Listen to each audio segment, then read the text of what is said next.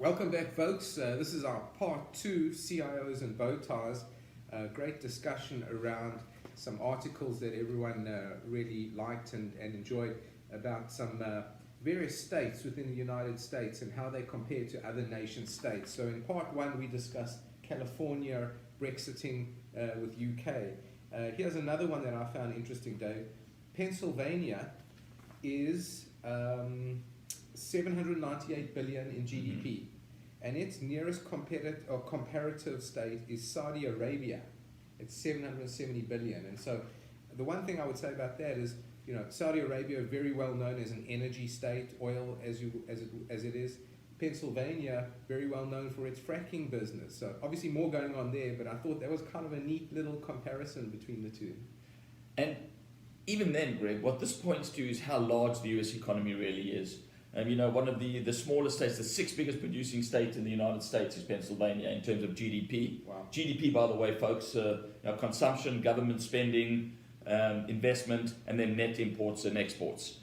With that being said, the 6th largest state in the US in terms of Pennsylvania's GDP, and it is as large as Saudi Arabia, who we read about all the time having all this disposable income from the controlling family's perspective, not so much from the people's perspective. The US is a large economy. It's a large landmass and it's a large economy. Pennsylvania is this big, Saudi's that big, and please, those are not accurate. Well, it's a good comparison in the sense that even though there is wealth inequality, I think it's less pronounced in the United States, perhaps, than in a country like Saudi Arabia, where there is, you know, the royal family commanding a huge portion of the GDP. Of the wealth of the country, yeah. That being said, by the way, this is a political statement, sorry to make one. As we grow, the differentiation between income at the high levels and the lower levels and wealth discrepancies in the US is an issue that needs to be addressed in the US as well. But that's a discussion certainly for another day, if at all, on this platform. All right, you pick one. What's the state you like? Well, I'll tell you what I am going to pick, Greg, is because we're here. We're in Atlanta, Georgia. I'm going to choose the state of Georgia, which has a GDP of about $595 billion. Once again, I'll remind you, these are IMF numbers as provided. And that is likened to the GDP of Sweden. So we do have an IKEA store just down the road from us here. And who would have thought that a little state like Georgia, with a large airport nonetheless, lots of farming and other resources certainly, lots of human capital, goes without saying, Greg and I.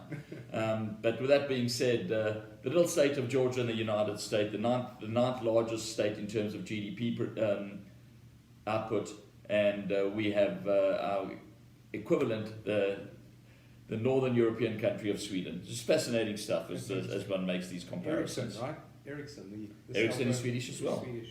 IKEA is their I believe, the biggest brand. Mm-hmm. Okay. Here's another one, and we're going to talk a little bit more in depth on this state in the next part. But I thought this was interesting. So Texas is a $1.75 trillion GDP state. And who do you think its nearest rival is, Dave? Well, I know. Who do you think their biggest rival is? Okay, so that would be our brothers to the north. That would be Canada, who's coming in at 1.7 trillion as well.